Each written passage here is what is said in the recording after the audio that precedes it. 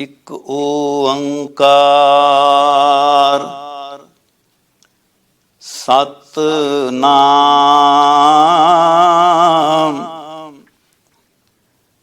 ਕਰਤਾ ਪੁਰਖ ਨਿਰਭਉ ਨਿਰਵੈਰ ਅਕਾਲ ਮੂਰਤ ਅਜੂਨੀ ਸੈਭੰ ਗੁਰ ਪ੍ਰਸਾਦ। ਇਕ ਮਨ ਪੁਰਖ ਧਿਆਏ ਬਰਦਾਤਾ ਸੰਤ ਸਹਾਰ ਸਦਾ ਬਖਿਆਤਾ। ਤਾਸ ਚਰਨ ਲੈ ਹਿਰਦੇ ਬਸਾਵੋ ਤੋ ਪਰਮ ਗੁਰੂ ਨਾਨਕ ਗੁਣ ਗਾਵੋ। ਤਾਸ ਚਰਨ ਲੈ ਹਿਰਦੇ ਬਸਾਵੋ ਤੋ ਪਰਮ ਗੁਰੂ ਨਾਨਕ ਗੁਣ ਗਾਵੋ। ਸੁਣੀ ਅਰਦਾਸ ਸੁਆਮੀ ਮੇਰੇ ਸਰਬ ਕਲਾ ਬਣ ਆਈ। ਪ੍ਰਗਟ ਪਈ ਸਗਲੇ ਜੁਗ ਅੰਤਰ ਗੁਰ ਨਾਨਕ ਕੀ ਵਡਿਆਈ।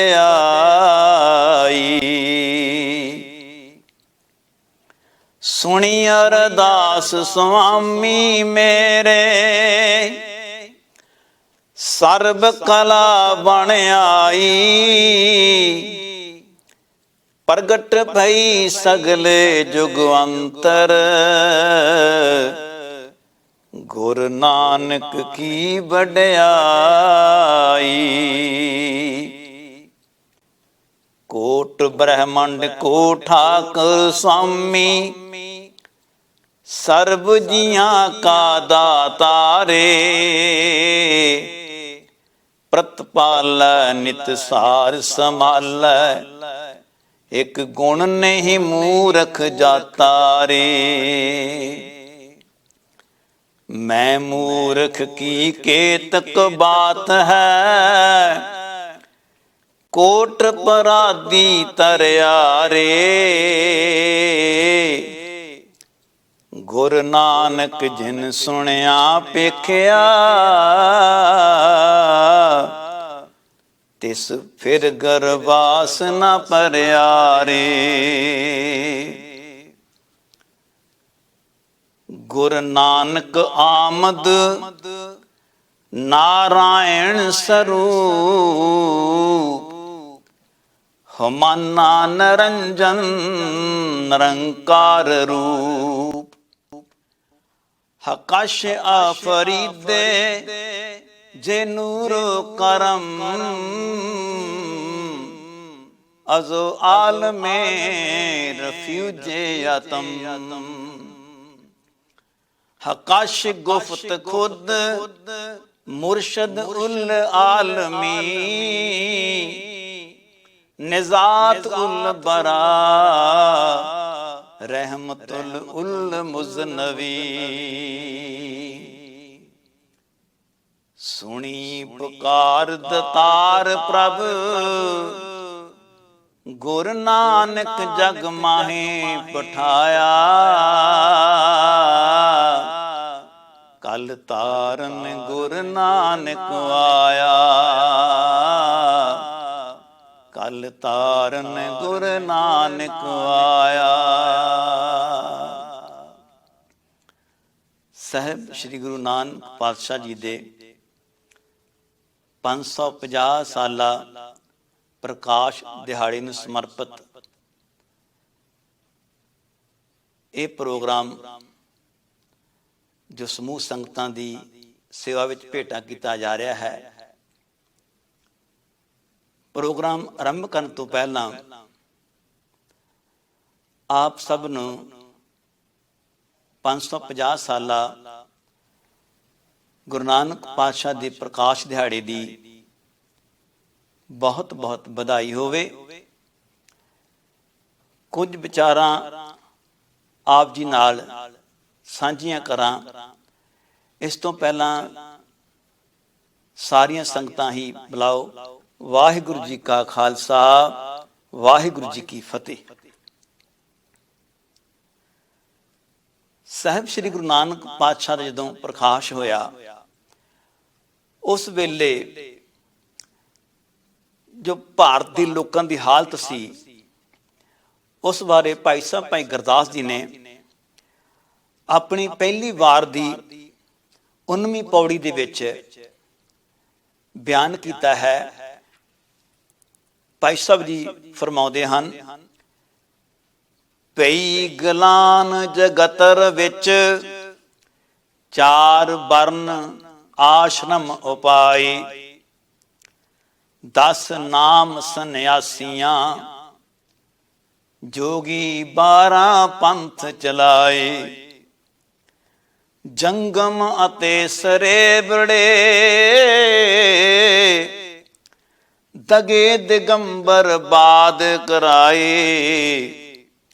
ਬ੍ਰਾਹਮਣ ਬਹੁ ਪ੍ਰਕਾਰ ਕਰ ਸ਼ਾਸਤਰ ਵੇਦ ਪੁਰਾਣ ਲੜਾਏ। ਖਟ ਦਰਸ਼ਨ ਬਹੁ ਬੈਰ ਕਰ ਨਾਲ ਸਤੀਸ਼ ਪਖੰਡ ਰਲਾਏ। ਤੰਤ ਮੰਤਰ ਸਾਇਣਾ ਕਰਾਮਾਤ ਕਾਲਖ ਲਪਟਾਏ। ਇਕ ਸਤੇ ਬਹੁ ਰੂਪ ਕਰ ਅਰੂਪ ਕਰੂਪੀ ਕਣੇ ਦਿਖਾਏ। ਕਲ ਜੁਗ ਅੰਦਰ ਪਰਮ ਪਲਾਏ, ਕਲ ਜੁਗ ਅੰਦਰ ਪਰਮ ਪਲਾਏ। ਭਾਈ ਸਾਹਿਬ ਭਾਈ ਗੁਰਦਾਸ ਜੀ ਫਰਮਾਉਂਦੇ ਹਨ, ਪਈ ਗਲਾਨ ਜਗਤਰ ਵਿੱਚ ਚਾਰ ਵਰਨ ਆਸ਼ਰਮ ਉਪਾਏ। ਭਾਰਤ ਦੇ ਵਿੱਚ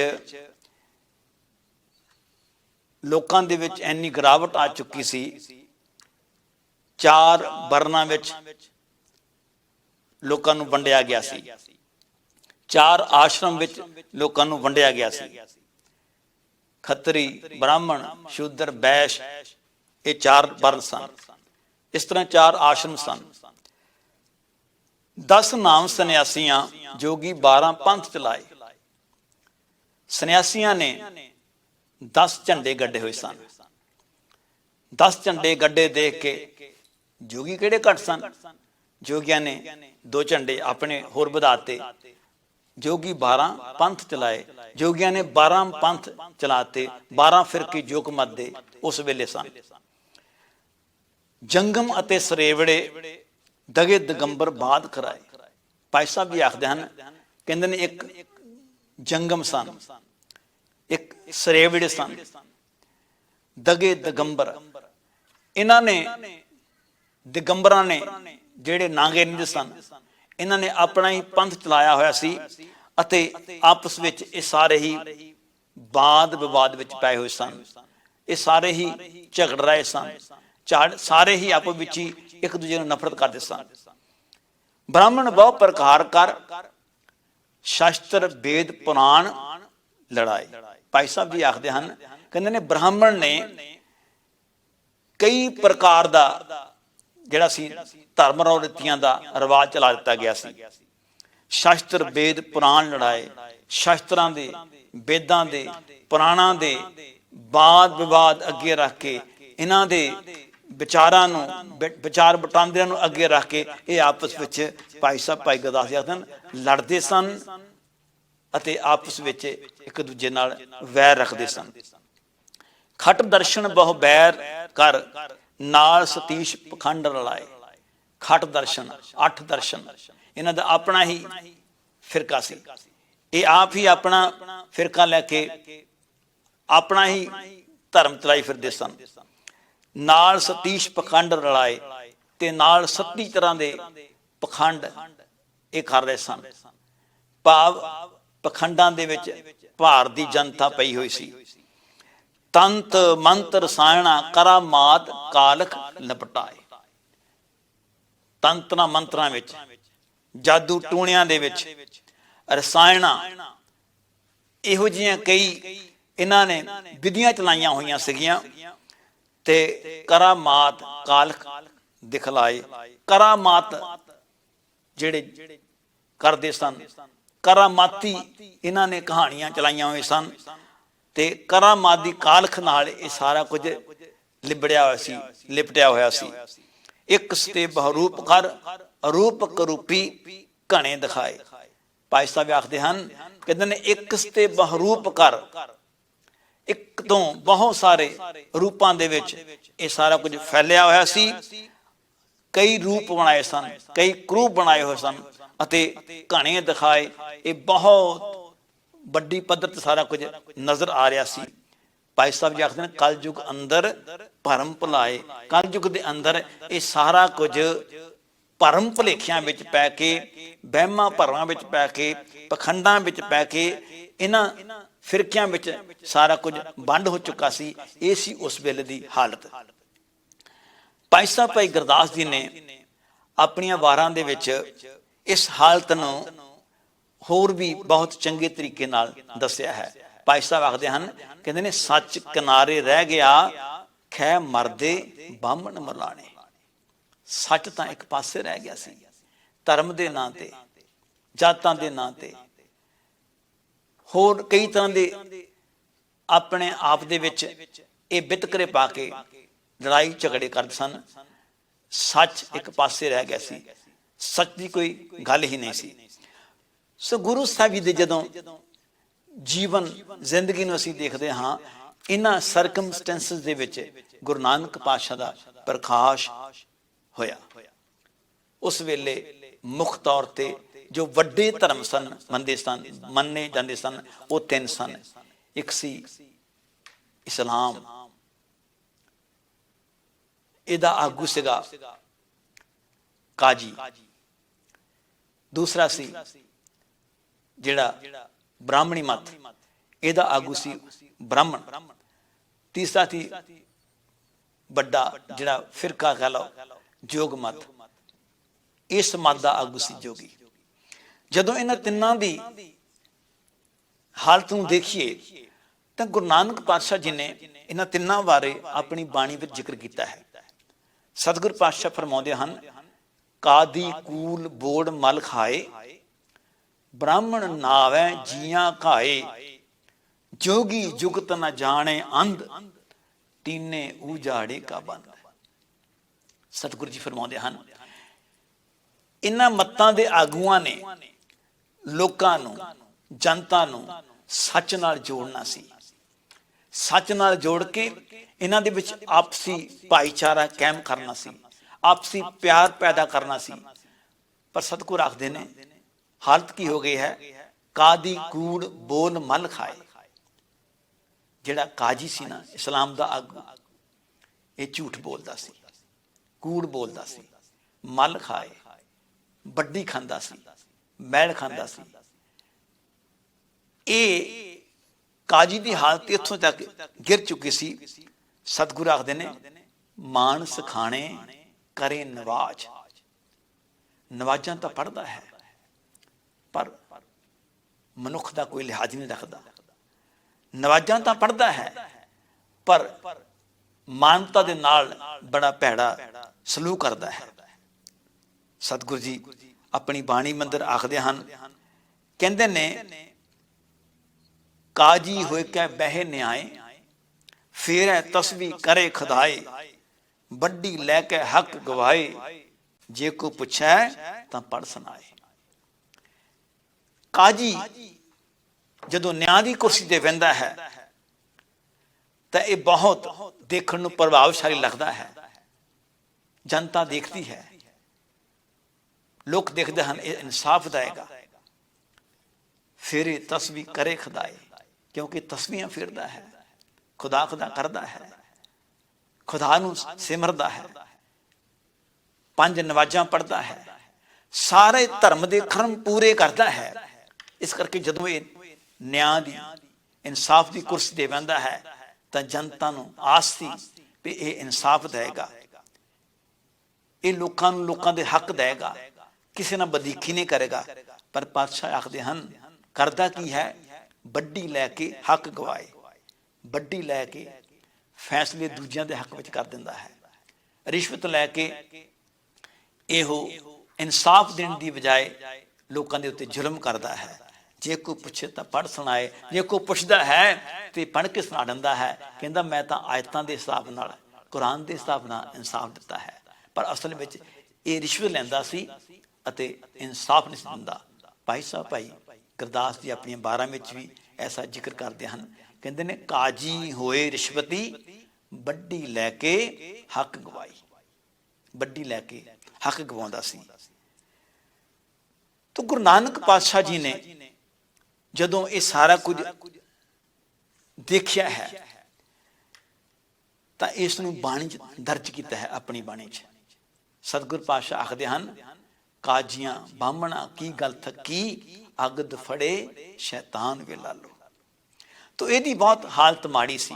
ਇਸ ਕਰਕੇ ਪਾਤਸ਼ਾਹ ਨੇ ਆਖਿਆ ਹੈ ਨਾ, ਕਾਦੀ ਕੂੜ ਬੋਲ ਮਲ ਖਾਏ।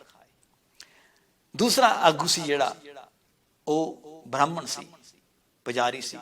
ਬ੍ਰਾਹਮਣ ਕੋਈ ਜਾਤ ਨਹੀਂ ਹੈ, ਬ੍ਰਾਹਮਣ ਨਾਲ ਜੁੜੇ ਹੋਏ ਮਨੁੱਖ ਨੂੰ ਬ੍ਰਾਹਮਣ ਕਿਹਾ ਜਾਂਦਾ ਹੈ। ਇਹਦੀ ਜਿਹੜੀ ਹਾਲਤ ਸੀ ਇਹ ਵੀ ਬਹੁਤ ਮਾੜੀ ਸੀ। ਬ੍ਰਾਹਮਣ ਨਾਮ ਹੈ ਜੀਆਂ ਕਾਏ। ਸਤਿਗੁਰੂ ਜੀ ਆਖਦੇ ਹਨ ਇਹ ਬ੍ਰਾਹਮਣ ਜੀਵਾਂ ਦਾ ਘਾਉ ਕਰਦਾ ਸੀ, ਜੀਵਾਂ ਨੂੰ ਦੁੱਖ ਦਿੰਦਾ ਸੀ, ਮਨੁੱਖਾਂ ਦੇ ਨਾਲ ਇਹ ਬੇਇਨਸਾਫੀ ਕਰਦਾ ਸੀ ਅਤੇ ਨਹਾਉਣ ਧੋਣ ਦੇ ਕਰਮਾਂ ਵਿੱਚ ਹੀ ਇਹ ਪਿਆ ਹੋਇਆ ਸੀ। ਸਤਿਗੁਰੂ ਪਾਤਸ਼ਾਹ ਆਖਦੇ ਹਨ, ਕਹਿੰਦੇ ਨੇ ਛੁਰੀ ਬਗਾਇਨ ਤਿੰਨ ਗਲ ਤਾਗ। ਇਹਨੇ ਜਨੇਊ ਪਾਇਆ ਹੋਇਆ ਹੈ, ਇਹਨੇ ਟਿੱਕਾ ਲਾਇਆ ਹੋਇਆ ਹੈ, ਧੋਤੀ ਲਾਈ ਹੋਈ ਹੈ, ਗਲ ਮਾਲਾ ਤਿਲਕ ਲਲਾਟਨ, ਦੋ ਧੋਤੀ ਬਸਤਰ ਕਪਾਟਨ।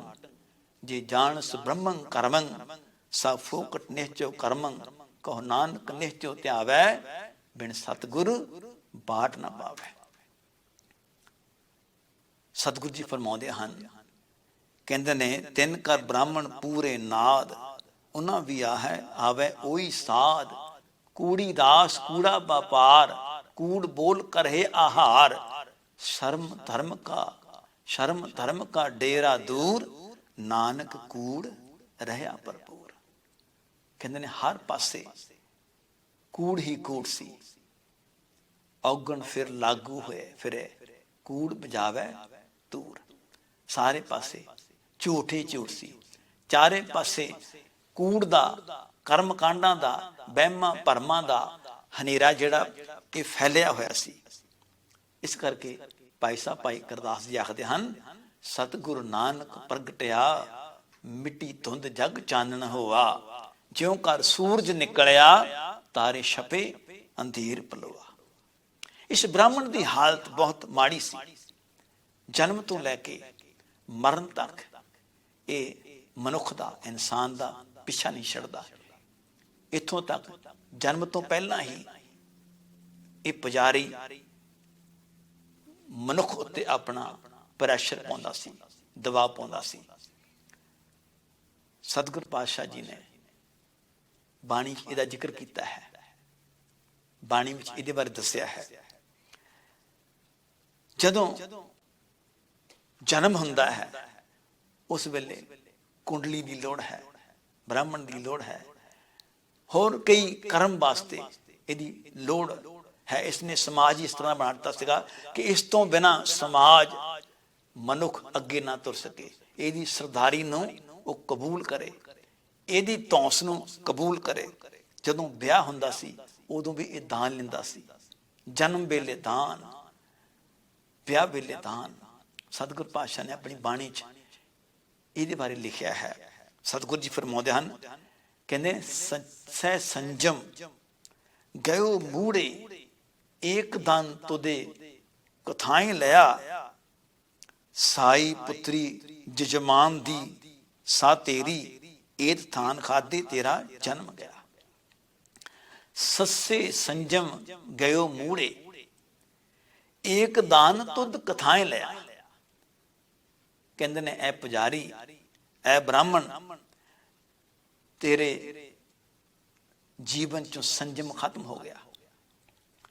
ਤੂੰ ਦਾਨ ਲੈਣਾ ਸੀ ਆਪਣੇ ਜਜਮਾਨ ਤੋਂ, ਜਨਮ ਵੇਲੇ ਲੈ ਲੈਂਦਾ, ਕੋਈ ਗੱਲ ਨਹੀਂ ਸੀ, ਦਾਨ ਲੈਣਾ ਤੂੰ। ਪਰ ਤੂੰ ਤਾਂ ਇੱਥੋਂ ਤੱਕ ਗਿਰ ਗਿਆ ਹੈ ਕਿ ਜਦੋਂ ਤੇਰੇ ਜਜਮਾਨ ਦੀ ਬੱਚੀ ਦਾ, ਬੇਟੀ ਦਾ, ਧੀ ਦਾ ਵਿਆਹ ਹੁੰਦਾ ਹੈ, ਤੂੰ ਉਦੋਂ ਵੀ ਉਹਦੇ ਕੋਲੋਂ ਧੀ ਦਾ ਵਿਆਹ ਕਰਨ ਤੇ ਦਾਨ ਮੰਗਦਾ ਹੈ। ਸਤਿਗੁਰੂ ਜੀ ਆਖਦੇ ਹਨ, ਏਕ ਦਾਨ ਤੁਧ ਕਥਾਏ ਲਿਆ। ਇਹ ਦਾਨ ਜਿਹੜਾ ਤੂੰ ਲਿਆ ਨਾ, ਇਹ ਤੂੰ ਬਹੁਤ ਐਸੀ ਥਾਂ ਤੋਂ ਲਿਆ ਹੈ ਜਿੱਥੇ ਤੈਨੂੰ ਸ਼ਰਮ ਆਉਣੀ ਚਾਹੀਦੀ ਸੀ। ਸਾਈ ਪੁੱਤਰੀ ਜਜਮਾਨ ਦੀ ਸਾਹ ਤੇਰੀ, ਜਿਹੜੀ ਤੇਰੇ ਜਜਮਾਨ ਦੀ ਧੀ ਹੈ ਉਹ ਤੇਰੀ ਧੀ ਨਾ ਲੱਗੀ।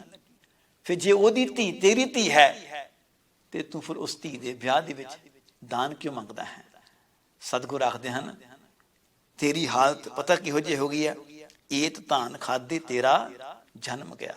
ਤੂੰ ਆਪਣਾ ਸਾਰਾ ਜਿਹੜਾ ਸੀ ਨਾ ਆਤਮਿਕ ਜੀਵਨ ਇਹ ਖਤਮ ਕਰ ਲਿਆ ਹੈ, ਇਹ ਦਾਨ ਲੈ ਕੇ, ਮਾਇਆ ਦੇ ਲੋਭ ਵਿੱਚ, ਧਨ ਦੇ ਲੋਭ ਵਿੱਚ। ਤਾਂ ਸਤਿਗੁਰੂ ਗੁਰੂ ਨਾਨਕ ਪਾਤਸ਼ਾਹ ਨੇ ਆਪਣੀ ਬਾਣੀ ਵਿੱਚ ਇਸ ਨੂੰ ਫਿਟਕਾਰ ਪਾਈ ਹੈ, ਇਸ ਨੂੰ ਬਾਰ-ਬਾਰ ਰੋਕਿਆ ਹੈ ਐਸੇ ਕਰਮ ਤੋਂ। ਤਾਂ ਗੁਰੂ ਨਾਨਕ ਪਾਤਸ਼ਾਹ ਦੇ ਸਮੇਂ ਜੋ ਖੱਤਰੀ ਸੀ ਉਹਦੀ ਕਿਹੋ ਜਿਹੀ ਹਾਲਤ ਹੈ? ਖੱਤਰੀ ਦਾ ਕੰਮ ਸੀ, ਕਸ਼ਤਰੀ ਦਾ ਕੰਮ ਸੀ ਬਾਹੂਬਲ ਆਪਣੇ ਅੰਦਰ ਪੈਦਾ ਕਰਨਾ ਅਤੇ ਇਸ ਬਾਹੂਬਲ ਦੇ ਨਾਲ ਅਣਖ ਨਾਲ ਜਿਉਣਾ, ਇੱਜ਼ਤ ਨਾਲ ਜਿਉਣਾ, ਦੇਸ਼ ਦੀ ਰਾਖੀ ਕਰਨੀ, ਮਨੁੱਖਤਾ ਦੀ ਰਾਖੀ ਕਰਨੀ। ਪਰ ਇਹਦੀ ਹਾਲਤ ਆਪੋ ਕਿਹੋ ਜਿਹੀ ਹੋ ਗਈ ਸੀ? ਸਤਿਗੁਰੂ ਜੀ ਬਾਣੀ ਚ ਆਖਦੇ ਹਨ, ਕਹਿੰਦੇ ਨੇ, ਅਪਾਖਿਆ ਕਾ ਕੁੱਠਾ ਬੱਕਰਾ ਖਾਣਾ, ਚੌਂਕੇ ਉੱਪਰ ਕਿਸੇ ਨਾ ਜਾਣਾ। ਕਿਹੋ ਜਿਹੀ ਹਾਲਤ ਸੀ ਇਹਦੀ? ਇਹ ਅਧੀਨ ਹੋ ਚੁੱਕਾ ਸੀ, ਉਸ ਵੇਲੇ ਦੇ ਸਰਕਾਰਾਂ ਦੇ ਥੱਲੇ ਕੰਮ ਕਰਦਾ ਸੀ। ਉਸ ਵੇਲੇ ਸਰਕਾਰਾਂ ਥੱਲੇ ਕੰਮ ਕਰਨ ਕਰਕੇ ਪੈਸੇ ਦੇ ਲਾਲਚ ਕਰਕੇ, ਨੌਕਰੀ ਕਰਕੇ ਇਹ ਮਨੁੱਖ, ਇਹ ਖੱਤਰੀ ਨਿਰਬਲ ਹੋ ਚੁੱਕਾ ਸੀ। ਸਤਿਗੁਰੂ ਨੇ ਇਸ ਕਰਕੇ ਬਾਣੀ ਚ ਆਖਿਆ ਹੈ, ਖੱਤਰੀਆਂ ਤਾਂ ਧਰਮ ਛੋੜਿਆ, ਮਲੇਸ਼ ਭਾਖਿਆ ਗਈ, ਸ੍ਰਿਸ਼ਟ ਸਭ ਇੱਕ ਬਰਨ ਹੋਈ, ਧਰਮ ਕੀ ਗਤ ਰਹੀ। ਫਿਰ ਇਹਦੀ ਹਾਲਤ ਇੱਥੋਂ ਤੱਕ ਗਿਰ ਚੁੱਕੀ ਸੀ, ਆਪਣੀ ਅਣਖ ਨੂੰ ਭੁੱਲ ਚੁੱਕਾ ਹੈ, ਆਪਣੇ ਸਵੈਮਾਨ ਨੂੰ ਭੁੱਲ ਚੁੱਕਾ ਹੈ, ਆਪਣੇ ਬਾਹੂਬਲ ਨੂੰ ਤਿਆਗ ਚੁੱਕਾ ਹੈ। ਸਤਿਗੁਰ ਪਾਤਸ਼ਾਹ ਬਾਣੀ ਚ ਆਖਦੇ ਹਨ, ਕਹਿੰਦੇ ਨੇ, ਗਊ ਬ੍ਰਾਹਮਣ ਕੋ ਕਰ ਲਾਭੋ, ਗੋਬਰ ਤਰ ਨਾ ਜਾਈ। ਸਤਿਗੁਰ ਗੁਰੂ ਨਾਨਕ ਪਾਤਸ਼ਾਹ ਜੀ ਨੇ ਇਹਨਾਂ ਨੂੰ ਜਵਾਬ ਦਿੱਤਾ। ਸਤਿਗੁਰ ਪਾਤਸ਼ਾਹ ਕਹਿੰਦੇ ਨੇ, ਬਾਬਾ ਬੋਲੇ ਨਾਥ ਜੀ, ਕੂੜ ਚੰਦਰਮਾ ਸੱਚ ਅੰਧਿਆਰਾ। ਕਹਿੰਦੇ ਨੇ ਬੜੀ ਹਾਲਤ ਮਾੜੀ ਹੈ, ਬਹੁਤ ਹਾਲਤ ਮਾੜੀ ਹੈ। ਕੀ ਦੱਸਾਂ ਤੁਹਾਨੂੰ ਮੈਂ, ਇਤਨੀ ਹਾਲਤ ਮਾੜੀ ਹੈ ਕਿ ਸਾਰੇ ਪਾਸੇ ਹੀ ਝੂਠ ਦਾ ਬੋਲਬਾਲਾ ਹੈ, ਚਾਰੇ ਪਾਸੇ ਹੀ ਝੂਠ ਫੈਲਿਆ ਹੋਇਆ ਹੈ। ਕੂੜ ਚੰਦਰਮਾ ਸੱਚ ਅੰਧਿਆਰਾ, ਕੀ ਦਸੀਏ, ਸਾਰੇ ਪਾਸੇ ਬਹੁਤ ਹਾਲਤ ਮਾੜੀ ਹੈ। ਸਤਿਗੁਰ ਪਾਤਸ਼ਾਹ ਗੁਰੂ ਨਾਨਕ ਪਾਤਸ਼ਾਹ ਨੇ ਜੋ ਇਹ ਗੱਲਬਾਤ ਕਰ ਰਹੇ ਹਨ, ਭਾਈ ਗੁਰਦਾਸ ਜੀ ਆਪਣੀ ਬਾਰ ਵਿੱਚ ਲਿਖਦੇ ਹਨ, ਕਹਿੰਦੇ ਨੇ, ਸਿੱਧ ਛਪ ਬੈਠੇ ਪ੍ਰਭ ਤੀ, ਕੌਣ ਜਗਤਰ ਕੋ ਪਾਰ ਉਤਾਰਾ, ਜੋਗੀ ਗਿਆਨ ਬਹੂਣਿਆ, ਨਿਸ ਦਿਨ ਅੰਗ ਲਗਾਇਨ ਇਸ਼ਾਰਾ, ਬਾਜ ਗੁਰੂ ਡੁੱਬਾ ਜਗ ਸਾਰਾ। ਸਤਿਗੁਰੂ ਜੀ ਇਹਨਾਂ ਨੂੰ ਦੱਸਦੇ ਹਨ, ਕਹਿੰਦੇ ਨੇ, ਤੁਸੀਂ ਸਾਰੇ ਗੁਫਾਵਾਂ ਵਿੱਚ ਆ ਕੇ ਲੁਕੇ ਹੋਏ ਨੇ, ਇਹਨਾਂ ਨੇ ਤੁਸੀਂ ਆਸਣ ਲਗਾਏ ਹੋਏ ਨੇ ਇੱਥੇ ਆ ਕੇ। ਬਹੁਤ ਮਾੜੀ ਹਾਲਤ ਹੈ, ਬਹੁਤ ਮਾੜੀ ਹਾਲਤ ਹੈ, ਦੇਖੀ ਨਹੀਂ ਜਾਂਦੀ ਹਾਲਤ। ਪਰਜਾ ਜਿਹੜੀ ਹੈ ਇਹ ਬਹੁਤ ਤੰਗ ਹੈ। ਅੰਧੀ ਰਈਅਤ ਗਿਆਨ ਬਿਹੋਣੀ, ਭਾਵੇਂ ਪਰੇ ਮੁਰਦਾਰ। ਰਈਅਤ ਗਿਆਨ ਬਿਹੋਣੀ ਹੈ, ਬਹੁਤ ਹਾਲਤ ਮਾੜੀ ਹੈ। ਤੇ ਗੁਰੂ ਨਾਨਕ ਪਾਤਸ਼ਾਹ ਜੀ ਨੇ ਦੱਸਿਆ ਇਹਨਾਂ ਨੂੰ ਵੀ ਜੋਗੀਓ, ਤੁਸੀਂ ਤਾਂ ਲੋਕਾਂ ਨੂੰ ਜੀਵਨ ਦਾ ਮਾਰਗ ਦਿਖਾਉਣਾ ਸੀ, ਤੁਸੀਂ ਜੀਵਨ ਯੁੱਗ ਸਿਖਾਉਣੀ ਸੀ, ਪਰ ਤੁਸੀਂ ਤਾਂ ਪਹਾੜਾਂ ਦੀਆਂ ਕੁੰਦਰਾਂ ਵਿੱਚ ਆ ਕੇ, ਪਹਾੜਾਂ ਦੀ ਗੁਫਾਵਾਂ ਵਿੱਚ ਆ ਕੇ ਲੁਕ ਬੈਠੇ ਹੋ। ਤੇ ਜਿਹੜੇ ਕੁਝ ਉੱਥੇ ਰਹਿੰਦੇ ਹਨ ਉਹ ਕੀ ਕਰਦੇ ਹਨ? ਨਿਸ ਦਿਨ ਅੰਗ ਲਗਾਇਨ ਇਸ਼ਾਰਾ, ਉਹ ਆਪਣੇ ਪਿੰਡੇ ਤੇ, ਆਪਣੇ ਸਰੀਰ ਉੱਤੇ ਸਵਾਹ ਮਲ ਕੇ, ਭਭੂਤੀ ਮਲ ਕੇ ਫਿਰ ਰਹੇ ਹਨ। ਲੋਕਾਂ ਨੂੰ ਜੀਵਨ ਜਾਚ ਕੌਣ ਦੱਸੇ? ਬਾਜ ਗੁਰੂ ਡੁੱਬਾ ਜਗ ਸਾਰਾ। ਗੁਰੂ ਦੀ ਮੱਤ ਬਿਨਾ ਸੰਸਾਰ ਦੇ ਲੋਕ ਸੰਸਾਰ ਰੂਪੀ ਸਮੁੰਦਰ ਵਿੱਚ ਡੁੱਬ ਰਹੇ ਹਨ। ਇਹ ਸੰਸਾਰ ਰੂਪੀ ਸਮੁੰਦਰ ਦੇ ਵਿੱਚ ਗੜਕ ਰਹੇ ਹਨ। ਬਹੁਤ ਭੈੜੀ ਹਾਲਤ ਹੈ। ਤੇ ਗੁਰੂ ਨਾਨਕ ਪਾਤਸ਼ਾਹ ਜੀ ਨੂੰ ਇਹਨਾਂ ਨੇ ਸਵਾਲ ਵੀ ਪੁੱਛੇ ਹਨ, ਇਹਨਾਂ ਨਾਲ ਸਵਾਲ ਜਵਾਬ ਹੋਏ ਹਨ। ਸਿੱਧ ਗੋਸ਼ਟ ਅੰਦਰ ਇਹਨਾਂ ਦੇ ਸਵਾਲ ਅਤੇ ਗੁਰੂ ਨਾਨਕ ਪਾਤਸ਼ਾਹ ਜੀ ਜਵਾਬ ਹਨ। ਗੁਰੂ ਨਾਨਕ ਪਾਤਸ਼ਾਹ ਨੇ ਪੁੱਛਦੇ ਹਨ, ਕਿਸ ਕਾਰਨ ਗ੍ਰਹਿ ਤਜਿਓ ਉਦਾਸੀ, ਕਿਸ ਕਾਰਨ ਇਹ ਭੇਖ ਨਿਵਾਸੀ, ਕਿਸ ਬਖਰ ਕੇ ਤੁਮ ਬੰਜਾਰੇ, ਕਿਉਂ ਕਰ ਸਾਥ ਲਗਾਵੋ ਪਾਰੇ। ਸਾਨੂੰ ਤੁਸੀਂ ਦੱਸੋ, ਤੁਸੀਂ ਕਿਸ ਕਾਰਨ ਇਹ ਉਦਾਸੀ ਲਾਈ ਹੈ, ਫਿਰ ਇਹ ਭੇਖ ਕਿਸ ਕਾਰਨ ਬਣਾਇਆ ਹੈ, ਤੁਸੀਂ ਕੀ ਚਾਹੁੰਦੇ ਹੋ, ਤੁਸੀਂ ਪ੍ਰਾਪਤੀ ਕੀ ਕਰਨੀ ਚਾਹੁੰਦੇ ਹੋ, ਕਿਉਂ ਕਰ ਸਾਥ ਲਗਾਵੋ ਪਾਰੇ। ਆਪਣੇ ਸੰਗੀਆਂ ਸਾਥੀਆਂ ਨੂੰ ਕਿਸ ਤਰ੍ਹਾਂ ਸੰਸਾਰ ਰੂਪੀ ਸਮੁੰਦਰ ਤੋਂ ਪਾਰ ਲੰਘਾਓਗੇ। ਗੁਰੂ ਨਾਨਕ ਪਾਤਸ਼ਾਹ ਨੂੰ ਜਵਾਬ ਦਿੰਦੇ ਹਨ, ਕਹਿੰਦੇ ਨੇ ਗੁਰਮੁਖ ਖੋਜਤ ਭੈ ਉਦਾਸੀ, ਦਰਸ਼ਨ ਕੇ ਤਾਈ ਭੇਖ ਨਿਵਾਸੀ, ਸਾਚ ਬਖਰ ਕੇ ਹਮ ਬਣ ਜਾਰੇ, ਨਾਨਕ ਗੁਰਮੁਖ ਉਤਰ ਸਪਾਰੇ।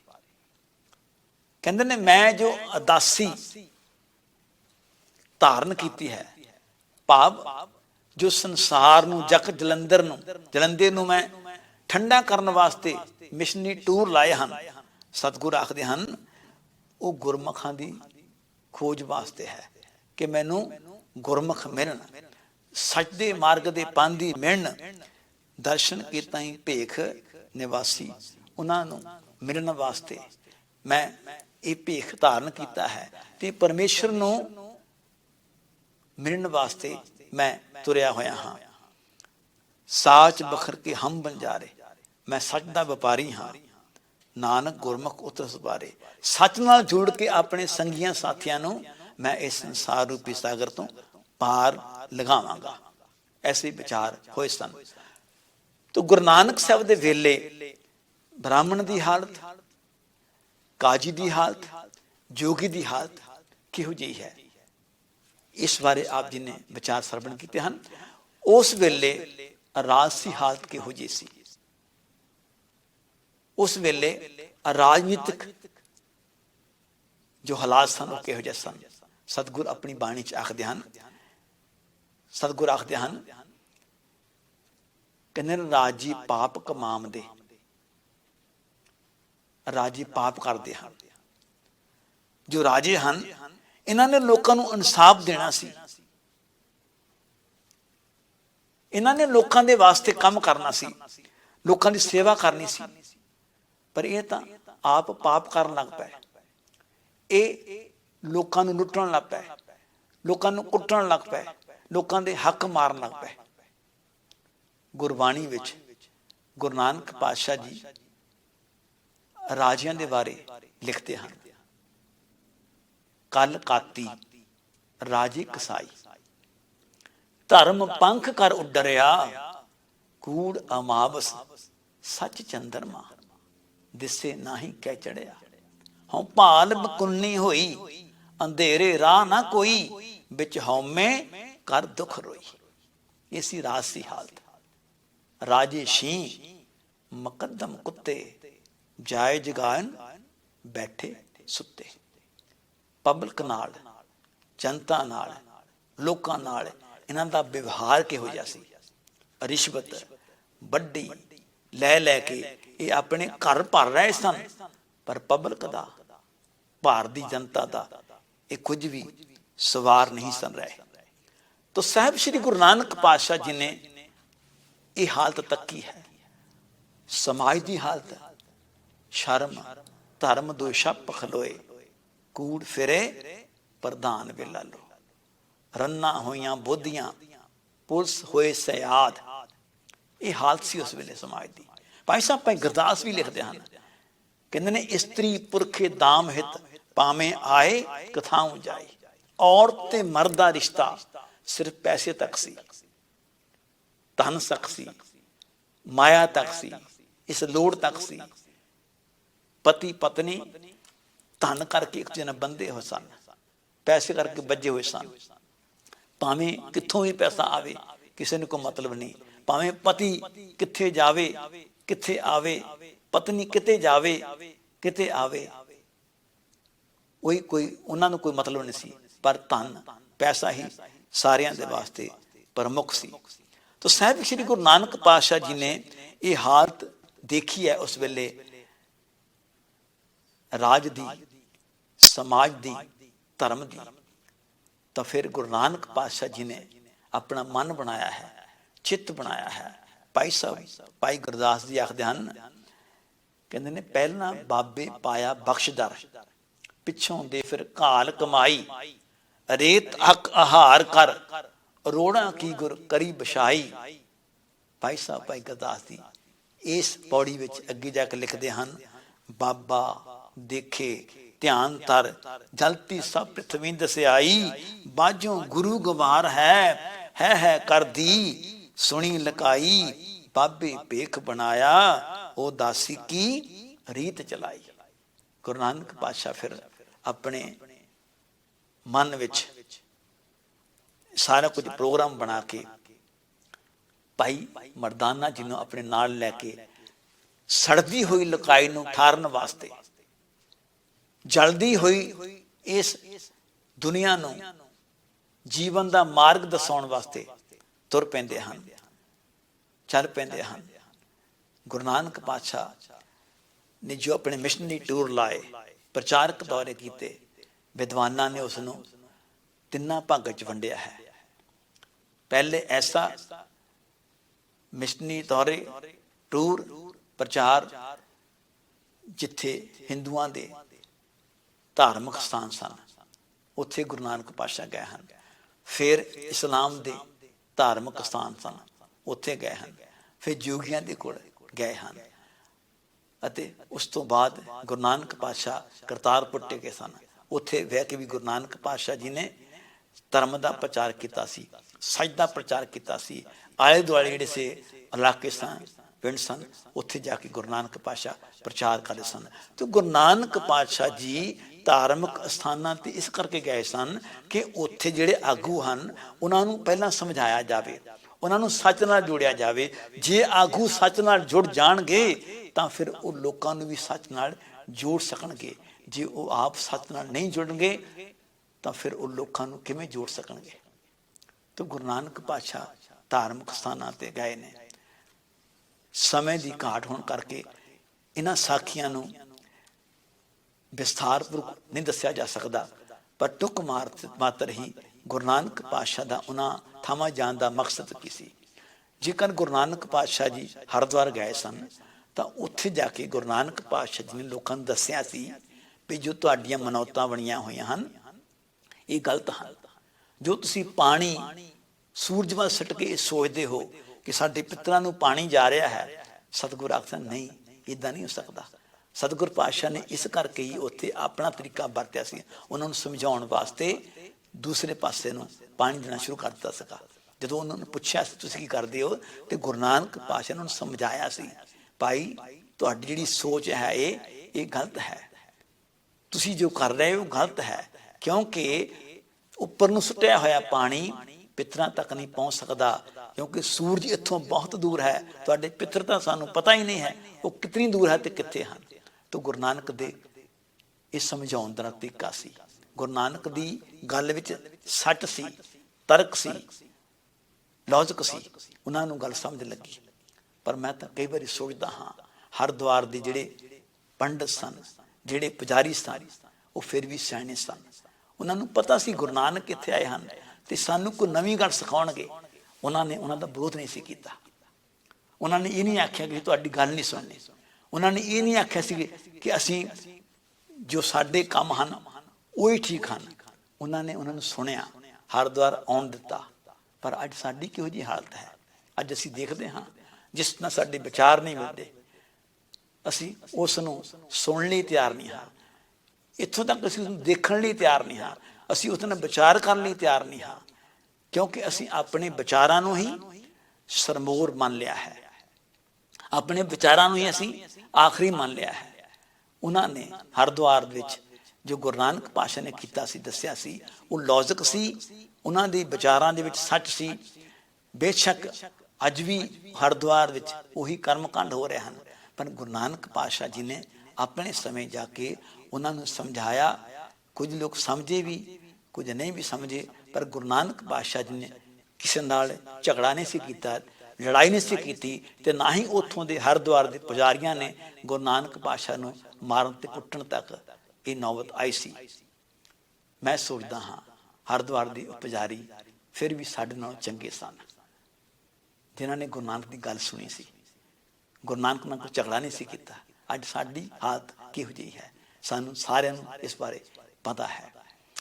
ਤਾਂ ਗੁਰੂ ਨਾਨਕ ਪਾਤਸ਼ਾਹ ਜੀ ਹਰਿਦੁਆਰ ਜਾਂਦੇ ਹਨ, ਉੱਥੇ ਆਪਣੀ ਗੱਲ ਕਹਿੰਦੇ ਹਨ। ਜਗਨਨਾਥਪੁਰੀ ਵਿੱਚ ਜਾਂਦੇ ਹਨ, ਜਗਨਨਾਥਪੁਰੀ ਵਿੱਚ ਜਾ ਕੇ ਆਪਣੀ ਗੱਲ ਕਹਿੰਦੇ ਹਨ।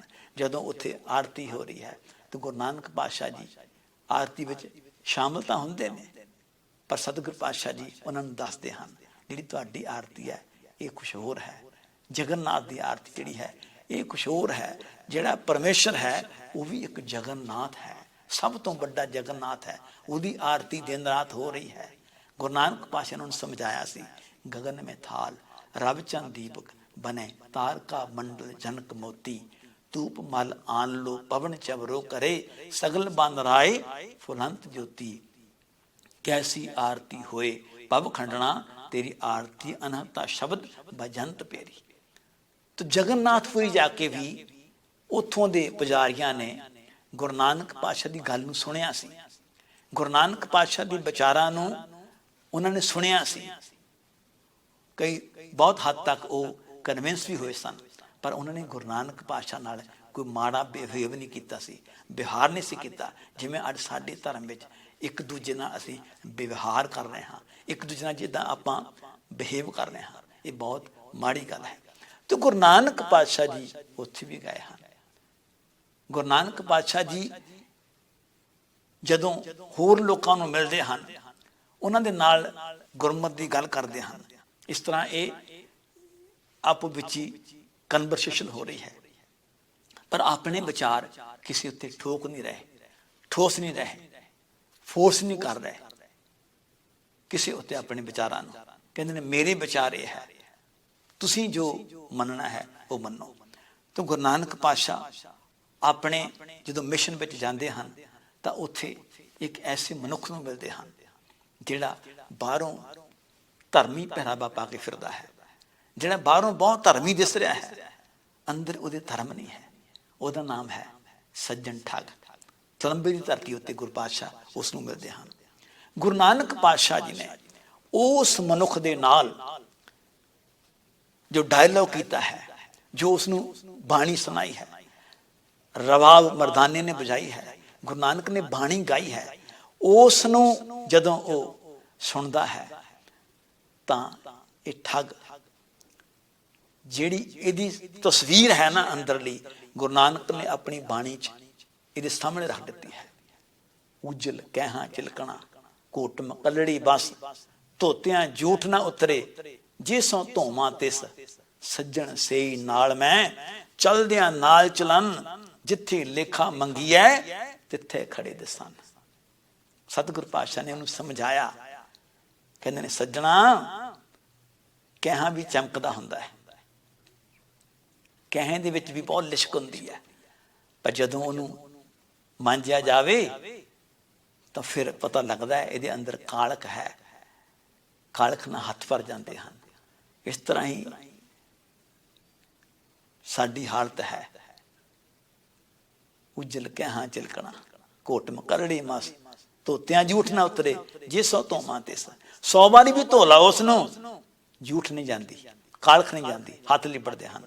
ਇਸ ਤਰ੍ਹਾਂ ਜਿਹੜੇ ਮਨੁੱਖ ਬਾਹਰੋਂ ਤਾਂ ਬਹੁਤ ਵਧੀਆ ਪਹਿਰਾਵਾ ਪਾ ਕੇ ਰੱਖਦੇ ਹਨ, ਬਾਹਰੋਂ ਉਹਨਾਂ ਦਾ ਭੇਖ ਬਹੁਤ ਵਧੀਆ ਹੁੰਦਾ ਹੈ, ਪਰ ਜਦੋਂ ਉਹਨਾਂ ਦੇ ਅੰਦਰ ਨੂੰ ਦੇਖੀਏ, ਜੋ ਕਰਮ ਕਰਦੇ ਹਨ, ਜੋ ਲੋਕਾਂ 'ਚ ਵਿਚਰਦੇ ਹਨ, ਜੋ ਉਹਨਾਂ ਦਾ ਵਿਵਹਾਰ ਹੈ, ਜੇ ਉਹਨਾਂ ਦੇ ਅੰਦਰ ਗੁਣ ਨਹੀਂ ਹਨ ਤਾਂ ਫਿਰ ਉਹਨਾਂ ਦਾ ਜਿਹੜਾ ਬਾਹਰੀ ਪਹਿਰਾਵਾ ਹੈ, ਬਾਹਰੀ ਭੇਖ ਹੈ, ਇਹ ਪਖੰਡ ਹੈ, ਉਸ ਦਾ ਕੋਈ ਲਾਭ ਨਹੀਂ ਉਠਾ ਸਕਦੇ। ਸਤਿਗੁਰ ਪਾਤਸ਼ਾਹ ਆਖਦੇ ਹਨ, ਕਹਿੰਦੇ ਨੇ ਮਨੁੱਖ ਦੇ ਜਿਹੜੇ ਗੁਣ ਹਨ ਨਾ, ਉਹੀ ਇਹਦੇ ਸੰਗੀ ਸਾਥੀ ਹਨ। ਜਿਹੜੇ ਗੁਣ ਹਨ ਨਾ, ਇਹਨਾਂ ਨੇ ਹੀ ਮਨੁੱਖ ਦੇ ਨਾਲ ਸਦੀਵੀ ਨਿਭਣਾ ਹੈ, ਇਹਨਾਂ ਨੇ ਹੀ ਮਨੁੱਖ ਨੂੰ ਲਾਭ ਦੇਣਾ ਹੈ। ਬਾਹਰਲੀ ਜਿਹੜਾ ਪਹਿਰਾਵਾ ਹੈ ਆਈਡੀ ਤਾਂ ਹੋ ਸਕਦੀ ਹੈ, ਪਰ ਇਹ ਮਨੁੱਖ ਦੇ ਧਰਮੀ ਹੋਣ ਦੀ ਨਿਸ਼ਾਨੀ ਨਹੀਂ ਹੈ। ਇੱਕ ਮਨੁੱਖ ਧਰਮ ਦਾ ਪਹਿਰਾਵਾ ਪਾਉਂਦਾ ਹੈ ਪਰ ਧਰਮੀ ਨਹੀਂ ਹੈ। ਇਸ ਕਰਕੇ ਕਬੀਰ ਸਾਹਿਬ ਜੀ ਨੇ ਆਖਿਆ ਹੈ, ਮਾਥੇ ਤਿਲਕ ਹੱਥ ਮਾਲਾ ਬਾਣਾ, ਲੋਗਨ ਰਾਮ ਖਿਲੋਣਾ ਜਾਣਾ। ਇਸ ਕਰਕੇ ਗੁਰੂ ਨਾਨਕ ਨੇ ਬ੍ਰਾਹਮਣ ਨੂੰ ਆਖਿਆ ਸੀ, ਕਹਿੰਦੇ ਨਾਨਕ ਸੱਚੇ ਨਾਮ ਬਿਨ ਕਿਆ ਟਿੱਕਾ ਕਿਆ ਤੱਕ। ਜੇ ਤੇਰੇ ਕੋਲ ਸੱਚ ਨਹੀਂ ਹੈ, ਫਿਰ ਇਹ ਬਾਹਰੀ ਪਹਿਰਾਵਾ ਕੀ ਹੈ ਤੇਰੇ ਵਾਸਤੇ, ਕੀ ਇਹਦੀ ਮਹਾਨਤਾ ਹੈ। ਤਾਂ ਸੱਜਣ ਨੂੰ ਗੁਰੂ ਨਾਨਕ ਪਾਤਸ਼ਾਹ ਜੀ ਨੇ ਉਦਾਹਰਨਾਂ ਦੇ ਕੇ ਸਮਝਾਇਆ ਸੀ। ਉਦਾਹਰਨ ਇੱਕ ਦਿੱਤੀ ਹੈ ਬੱਗੇ ਦੀ, ਬਗਲੇ ਦੀ। ਬੱਗਾ ਬੱਗੇ ਕੱਪੜੇ, ਤੀਰਥ ਮੰਝ ਬਸਨ, ਕੁੱਟ ਕੁੱਟ ਜੀਆਂ ਖਾਵਣੇ, ਬੱਗੇ ਨਾ ਕਹੀਆਂ। ਸਤਿਗੁਰੂ ਪਾਤਸ਼ਾਹ ਨੇ ਸਮਝਾਇਆ ਉਸ ਨੂੰ ਵੀ ਬਗਲਾ ਬਹੁਤ ਚਿੱਟਾ ਹੁੰਦਾ ਹੈ, ਸਮਾਧੀ ਵੀ ਬੜੀ ਵਧੀਆ ਲਾਉਂਦਾ ਹੈ, ਇੱਕ ਲੱਤ ਤੇ ਖੜਾ ਹੁੰਦਾ ਹੈ, ਪਰ ਇਹਦੇ ਅੰਦਰ ਕੀ ਹੈ? ਅੰਦਰ ਇਹਦੇ ਕਪਟ ਹੈ। ਅੰਦਰੋਂ ਤਾਂ ਇਹ ਮੱਛੀ ਦੀ ਤਾੜ ਵਿੱਚ ਹੁੰਦਾ ਹੈ, ਤਾਂਗ ਵਿੱਚ ਹੁੰਦਾ ਹੈ, ਬਾਹਰੋਂ ਇਹ ਸਮਾਧੀ ਕਿਹੋ ਜਿਹੀ ਹੈ। ਇਸ ਤਰ੍ਹਾਂ ਜਿਹੜਾ ਮਨੁੱਖ ਹੈ, ਜੇ ਬਾਹਰੋਂ ਚਿੱਟੇ ਕੱਪੜੇ ਪਾ ਕੇ, ਬਾਹਰੋਂ ਗੁਰਮੁਖੀ ਪਹਿਰਾਵਾ ਪਾ ਕੇ ਇਹ ਕਿਸੇ ਦਾਅ ਵਾਸਤੇ ਬੈਠਾ ਹੈ, ਕਿਸੇ ਨੂੰ ਚੀਟਿੰਗ ਕਰਨ ਵਾਸਤੇ ਬੈਠਾ ਹੈ, ਕਿਸੇ ਨਾਲ ਠੱਗੀ ਠੋਰੀ ਕਰਨ ਵਾਸਤੇ ਬੈਠਾ ਹੈ, ਕੋਈ ਧੋਖਾ ਕਰਨ ਵਾਸਤੇ ਬੈਠਾ ਹੈ, ਇਹਦਾ ਬਾਹਰੀ ਪਹਿਰਾਵਾ ਇਹਦਾ ਕੁਝ ਨਹੀਂ ਸਵਾਰ ਸਕਦਾ, ਇਹਦਾ ਕੁਝ ਨਹੀਂ ਬਣਾ ਸਕਦਾ, ਜੇ ਇਹਦੇ ਅੰਦਰ ਆਤਮਿਕ ਗੁਣ ਨਹੀਂ ਹਨ।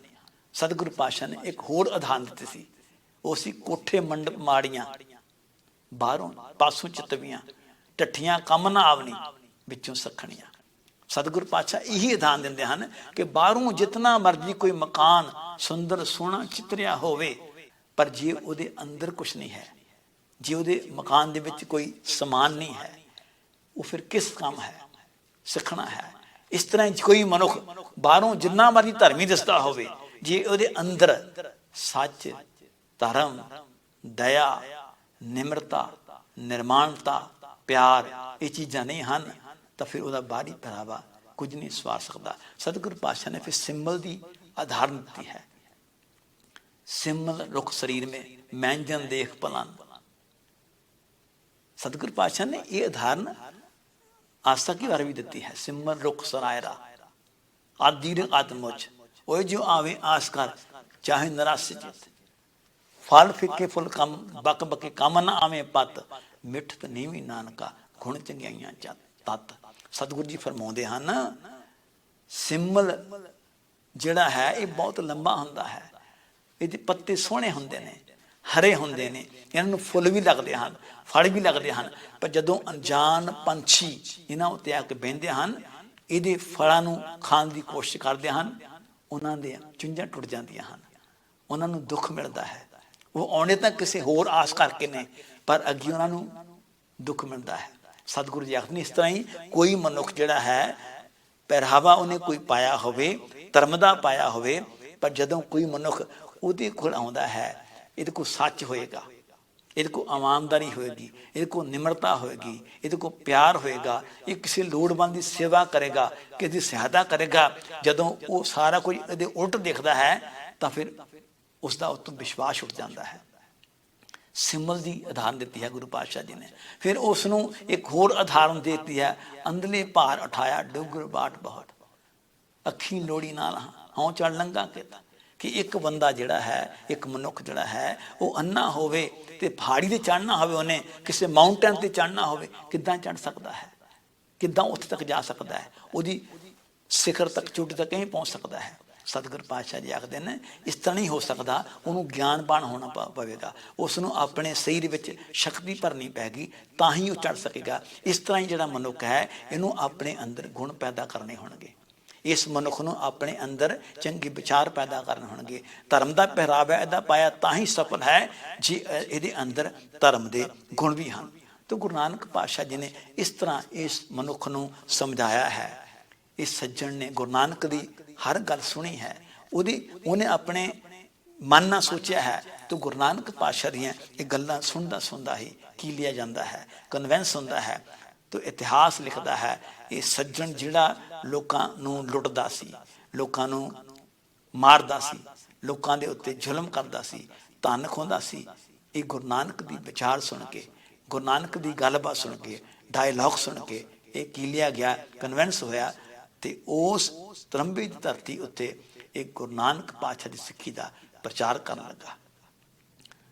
ਮੈਂ ਕਈ ਵਾਰੀ ਸੋਚਦਾ ਹਾਂ ਅਸੀਂ ਅੱਜ ਤੱਕ ਇਸ ਨੂੰ ਸੱਜਣ ਠੱਗ ਆਖੀ ਜਾਂਦੇ ਹਾਂ।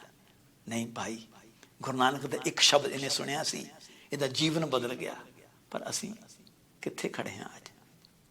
ਸਾਨੂੰ ਸੋਚਣ ਦੀ ਲੋੜ ਹੈ, ਸਾਨੂੰ ਵਿਚਾਰਨ ਦੀ ਲੋੜ ਹੈ। ਅਸੀਂ ਬਾਣੀ ਬਹੁਤ ਪੜ੍ਹਦੇ ਹਾਂ, ਵਧੀਆ ਚੰਗੀ ਗੱਲ ਹੈ, ਵਧੀਆ ਗੱਲ ਹੈ। ਅਸੀਂ ਬਾਣੀ ਸੁਣਦੇ ਹਾਂ, ਵਧੀਆ ਗੱਲ ਹੈ। ਅਸੀਂ ਕੀਰਤਨ ਸੁਣਦੇ ਹਾਂ, ਵਧੀਆ ਗੱਲ ਹੈ। ਪਰ ਅਸੀਂ ਦੇਖਣਾ ਇਹ ਹੈ ਅਸੀਂ ਪਹੁੰਚੇ ਕਿੱਥੇ ਹਾਂ। ਸੁਣਿਆ ਮੰਨਿਆ ਮਨ ਕੀਤਾ ਭਾਉ, ਅੰਤਰਗਤ ਤੀਰਥ ਮਨ ਹਾਉ। ਸੱਜਣ ਨੇ ਇੱਕ ਸ਼ਬਦ ਸੁਣਿਆ ਸੀ, ਗੁਰੂ ਨਾਨਕ ਦਾ ਬਣ ਗਿਆ ਸੀ, ਸਿੱਖੀ ਦਾ ਪ੍ਰਚਾਰਕ ਗੁਰੂ ਨਾਨਕ ਪਾਤਸ਼ਾਹ ਨੂੰ ਥਾਪਿਆ ਸੀ। ਪਰ ਅਸੀਂ ਆਪਣੀ ਜ਼ਿੰਦਗੀ ਨੂੰ, ਜੀਵਨ ਨੂੰ ਸੁਧਾਰਨ ਤੋਂ ਵੀ, ਸੋਧਣ ਤੋਂ ਵੀ ਅਸਮਰਥ ਹਾਂ। ਇਹ ਸਾਡੀ ਬਹੁਤ ਵੱਡੀ ਕਮਜ਼ੋਰੀ ਹੈ। ਤੇ ਗੁਰੂ ਨਾਨਕ ਪਾਤਸ਼ਾਹ ਜੀ ਨੇ ਇਸ ਤਰ੍ਹਾਂ ਇਹੋ ਜਿਹੇ ਮਨੁੱਖਾਂ ਨੂੰ ਮਿਲ ਕੇ ਉਹਨਾਂ ਦਾ ਜੀਵਨ ਸੁਧਾਰ ਕੀਤਾ ਸੀਗਾ। ਕੌਡੇ ਭੀਲ ਨੂੰ ਮਿਲਦੇ ਹਨ, ਅਸੀਂ ਉਹਨੂੰ ਰਾਖਸ਼ ਕਹੀ ਜਾਂਦੇ ਹਾਂ। ਐਸੀ ਗੱਲ ਨਹੀਂ ਹੈ। ਭੀਲ ਇੱਕ ਜਾਤੀ ਸੀ, ਦਰਾਵੜਾਂ ਦੇ ਵਿੱਚੋਂ ਭੀਲ ਜਾਤੀ ਸੀ, ਜਿਨ੍ਹਾਂ ਨੂੰ ਆਰੀਆਂ ਨੇ ਬਹੁਤ ਤੰਗ ਕੀਤਾ ਸੀ।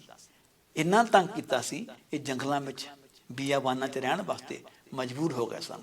ਇਹ ਇੰਨੀ ਨਫ਼ਰਤ ਕਰਨ ਲੱਗ ਪਏ ਸਨ ਭੀਲ, ਦਰਾਵੜ, ਆਰੀਆਂ ਨੂੰ, ਕਿ ਜਦੋਂ ਵੀ ਕੋਈ ਇਹਨਾਂ ਨੂੰ ਮਨੁੱਖ ਮਿਲਦਾ ਸੀ ਨਾ, ਉਹਨੂੰ ਅੱਗ ਵਿੱਚ ਭੁੰਨ ਕੇ ਖਾ ਜਾਂਦੇ ਸਨ। ਇੰਨੀ ਨਫ਼ਰਤ ਇਹਨਾਂ ਨੂੰ ਹੋ ਚੁੱਕੀ ਸੀ। ਇਹਨਾਂ ਨੂੰ ਬਹੁਤ ਲਤਾੜਿਆ ਸੀਗਾ, ਇਹਨਾਂ ਨੂੰ ਬਹੁਤ ਨਿਰਾਸ਼ ਕੀਤਾ ਗਿਆ ਸੀ, ਇਹਨਾਂ ਨੂੰ ਬਹੁਤ ਤੰਗ ਪਰੇਸ਼ਾਨ ਕੀਤਾ ਗਿਆ ਸੀ। ਇਸ ਕਰਕੇ ਇਹ ਇੰਨੀ ਨਫ਼ਰਤ ਰੱਖਦੇ ਸਨ ਲੋਕਾਂ ਵਾਸਤੇ। ਗੁਰੂ ਨਾਨਕ ਪਾਤਸ਼ਾਹ ਨੂੰ ਮਿਲੇ ਹਨ, ਮਰਦਾਨਾ ਜੀ ਮਿਲੇ ਹਨ। ਇਹਨਾਂ ਨੂੰ ਵੀ ਮਾਰਨ ਵਾਸਤੇ ਤਿਆਰੀ ਕੀਤੀ ਹੈ। ਗੁਰੂ ਨਾਨਕ ਪਾਤਸ਼ਾਹ ਜੀ ਨੇ ਇਹਨਾਂ ਨਾਲ ਡਾਇਲੌਗ ਕੀਤਾ ਹੈ, ਇਹਨਾਂ ਨਾਲ ਗੱਲਬਾਤ ਕੀਤੀ ਹੈ, ਇਹਨਾਂ ਨੂੰ ਸਮਝਾਇਆ ਹੈ, ਦੱਸਿਆ ਹੈ ਭਾਈ ਜਿਹੜਾ ਤੁਹਾਡਾ ਮਨੁੱਖਾ ਜਨਮ ਹੈ ਨਾ, ਇਹ ਬਹੁਤ ਕੀਮਤੀ ਹੈ। ਇਸ ਜਨਮ ਨੂੰ ਐਵੇਂ ਨਾ ਅਜਾਈਂ ਗਵਾਓ।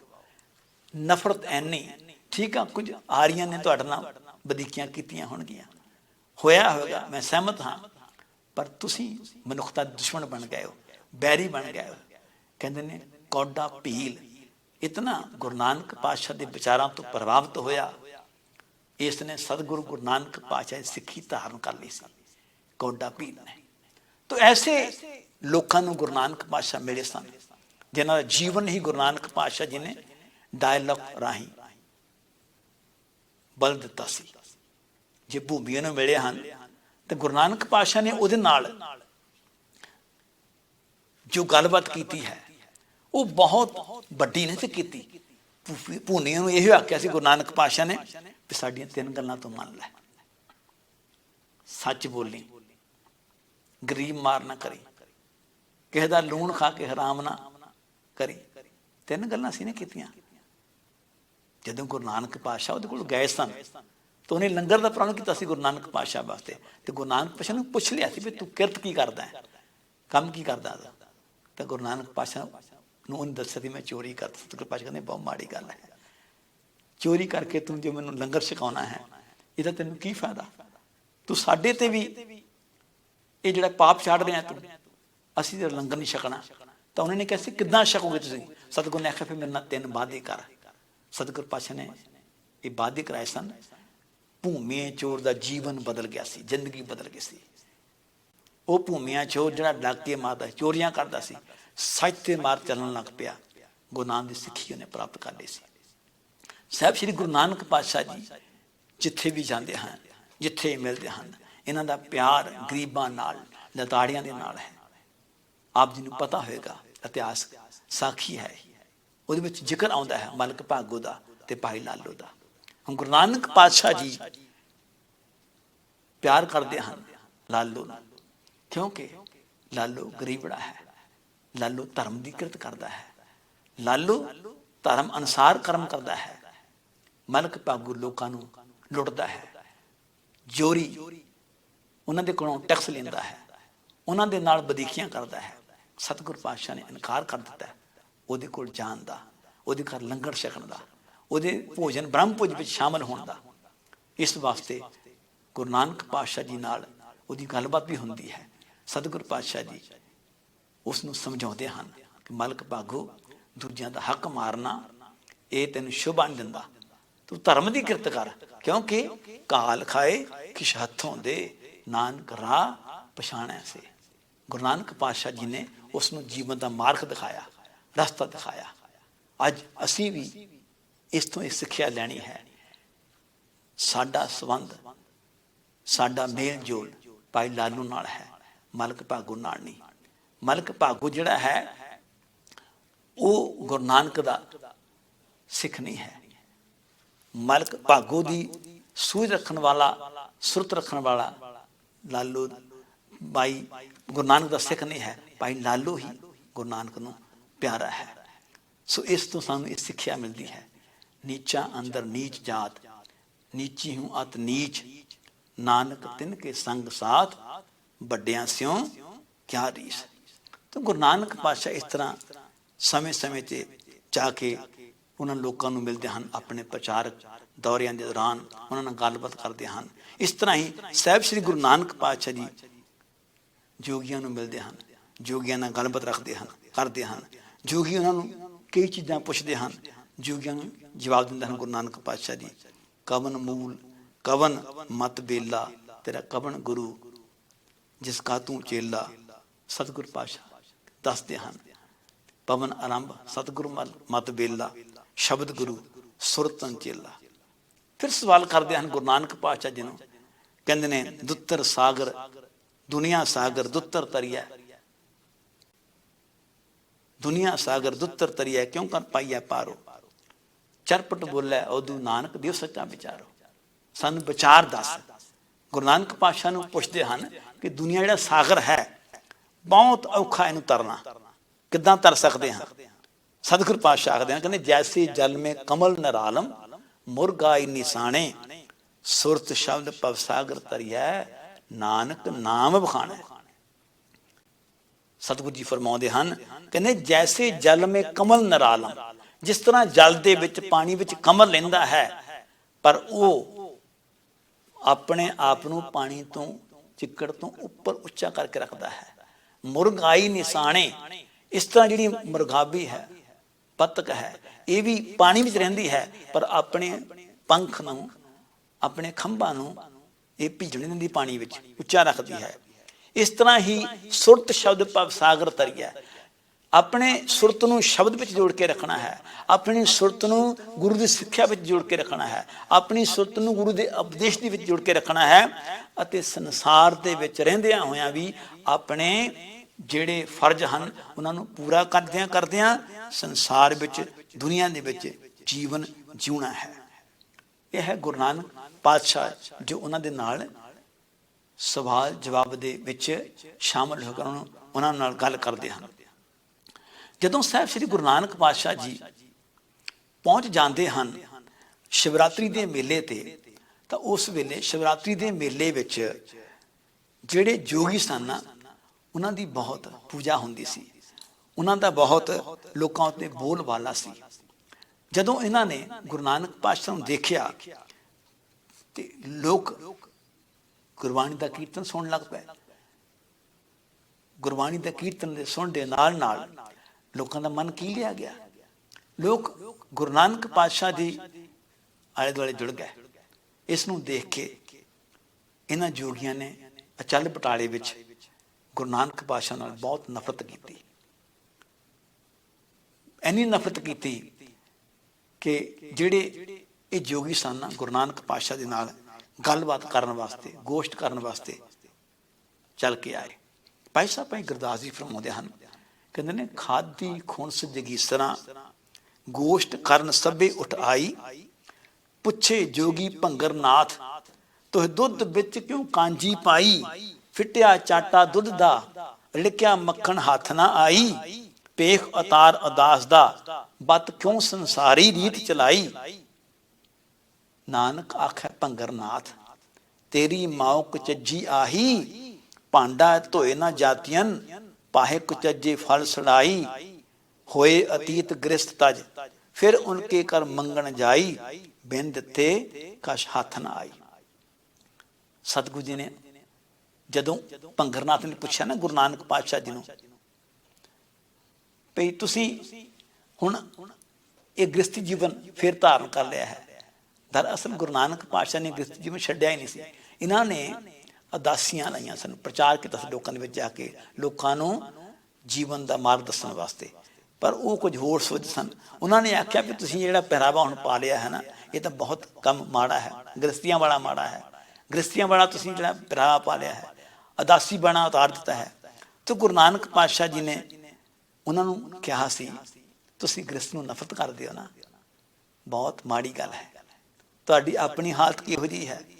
ਸਤਿਗੁਰੂ ਨਾਨਕ ਆਖੈ ਭੰਗਰ ਨਾਥ ਤੇਰੀ ਮਾਉ ਕੁਚੱਜੀ ਆਹੀ।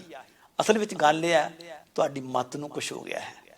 ਇੱਥੇ ਗੁਰੂ ਨਾਨਕ ਪਾਤਸ਼ਾਹ ਨੇ ਭੰਗਰ ਨਾਥ ਦੀ ਮਾਂ ਨੂੰ ਕੁਛ ਨਹੀਂ ਕਿਹਾ, ਮਾਂ ਰੂਪੀ ਮੱਤ ਨੂੰ ਕਿਹਾ ਹੈ ਕਿ ਤੁਹਾਡੀ ਜਿਹੜੀ ਮੱਤ ਹੈ ਇਹ ਪੁੱਠੀ ਪੈ ਗਈ ਹੈ, ਤੁਸੀਂ ਬੜਾ ਗਲਤ ਸੋਚਣ ਲੱਗ ਪਏ ਹੋ। ਭਾਂਡਾ ਧੋ ਨਾ ਜਾਤੇ ਹੋ ਪਾਏ ਕੁਚੱਜੇ ਫੁੱਲ ਸੜਾਈ। ਜਿਹੜਾ ਸਰੀਰ ਰੂਪੀ ਭਾਂਡਾ ਹੈ ਨਾ, ਤੁਹਾਨੂੰ ਪਤਾ ਨਹੀਂ ਹੈ ਉਸ ਨੂੰ ਕਿਵੇਂ ਧੋਣਾ ਹੈ। ਤੁਸੀਂ ਤਾਂ ਹੋਰ ਪਾਸੇ ਵਿੱਚ ਲਗਾਏ ਹੋ, ਪਾਏ ਕੁਚੱਜੇ ਫੁੱਲ ਸੜਾਈ। ਤੁਸੀਂ ਤਾਂ ਜਿਹੜੇ ਫੁੱਲ ਸਨ ਨਾ ਗੁਣ, ਇਹਨਾਂ ਨੂੰ ਸਾੜ ਲਿਆ ਹੈ, ਇਹਨਾਂ ਨੂੰ ਅੱਗ ਵਿੱਚ ਸਾੜ ਲਿਆ ਹੈ। ਫਿਰ ਹੋਏ ਅਤੀਤ ਗ੍ਰਸਤ ਤਜ। ਸਤਿਗੁਰੂ ਜੀ ਆਖਦੇ ਹਨ ਭਾਈ ਗੁਰਦਾਸ ਦੀ ਮੁਖਾਰਬਿੰਦ ਤੋਂ, ਕਹਿੰਦੇ ਨੇ ਹੋਏ ਗਰੀ ਅਤੀਤ ਗ੍ਰਸਤ ਤਜ ਫਿਰ ਉਨਕੇ ਘਰ ਮੰਗਣ ਜਾਈ। ਤੁਸੀਂ ਗ੍ਰਸਤੀ ਜੀਵਨ ਨੂੰ ਨਫ਼ਰਤ ਕਰਦੇ ਹੋ, ਤੁਸੀਂ ਮੈਨੂੰ ਆਖਦੇ ਹੋ ਕਿ ਤੁਸੀਂ ਗ੍ਰਸਤੀ ਜੀਵਨ ਕਿਉਂ ਧਾਰਨ ਕੀਤਾ ਹੈ ਦੁਬਾਰਾ, ਹਾਲਾਂਕਿ ਉਹਨਾਂ ਨੇ ਕੀਤਾ ਨਹੀਂ ਸੀ।